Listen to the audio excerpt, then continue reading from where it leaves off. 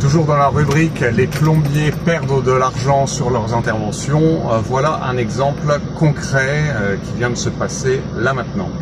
J'ai un client qui m'appelle, un client, je dis bien, c'est quelqu'un que je connais, qui est brave comme tout, qui est très âgé, etc. et qui me parle d'un problème de débit eau chaude sur un robinet. Bon, évidemment, deux choses l'une. Moi, je savais avec de très fortes chances que le robinet allait être incriminé et qu'il fallait le changer. Maintenant, évidemment, je ne peux pas par téléphone en avoir le cœur net, je ne peux pas dire au client bah, écoutez, voilà, on va changer le robinet. Ça fait un peu léger en diagnostic. Et pourtant, le diagnostic par oral, par rapport au nombre de questions que je lui avais posées, c'était de toute évidence ça. Donc, bah, je me suis dit, on va aller voir. Et puis bah, j'ai été voir. Alors on a tenté de récupérer le débit eau chaude du robinet. Donc déjà bah, c'est du temps, et le temps c'est de l'argent. Le déplacement a été fait.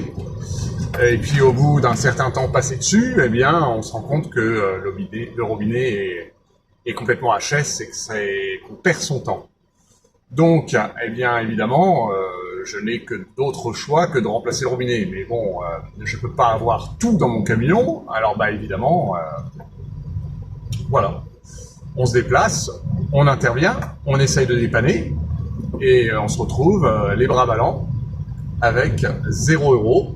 Alors évidemment, j'ai repris rendez-vous avec lui pour le remplacement du robinet. Le remplacement du robinet, je vais le faire demain, mais je ne vais pas lui faire plus cher. Donc l'un dans l'autre, pour un seul robinet en panne, vous vous retrouvez avec 2 déplacements, 2 main-d'œuvre et la pièce.